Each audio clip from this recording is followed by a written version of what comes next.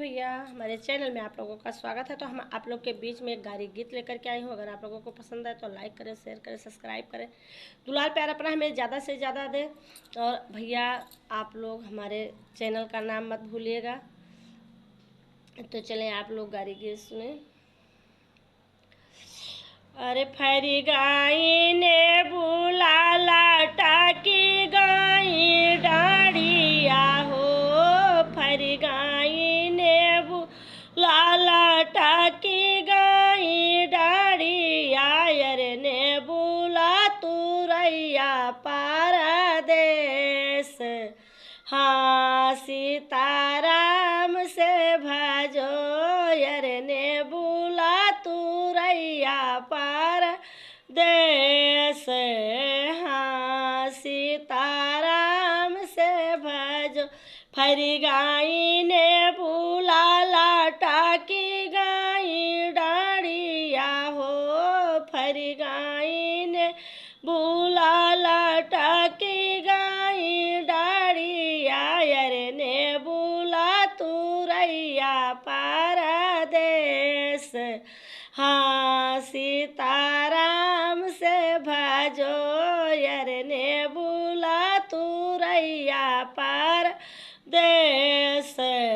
हाँ सीताराम से भजो, उने बुला तुरन चाली दूल्हा कयामा हो, उने बुला तुरन चाली दूल्हा कयामा, अरे मोरे बाबा संगवा जाई। हाँ सीताराम से भजो, अरे मोरे बाबा संगवा जाई। हाँ सीताराम से भजो, फरी गाई ने बुला लाटा की गाई डाढ़िया हो, फरी गाई ने बुला लाटा की गाई डाढ़िया, अरे ने बुला तुरैया पारदेस।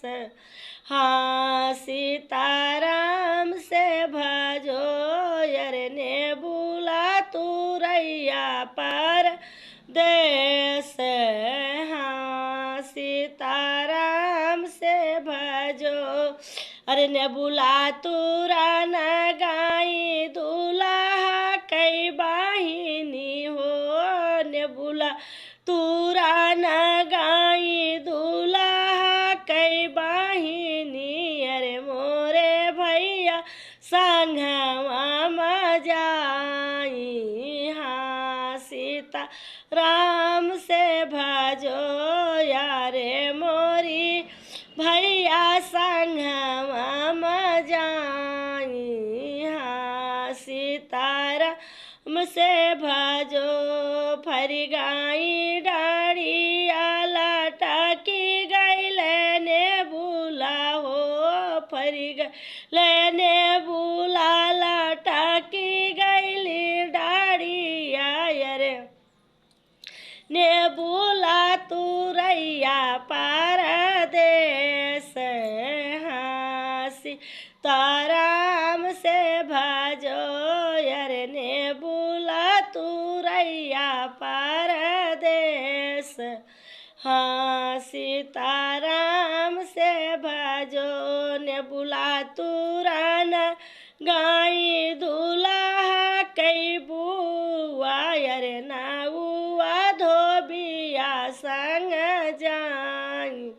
हाँ सीताराम से भजो, अरे नाउआ धोबिया संग जाई। हाँ सीता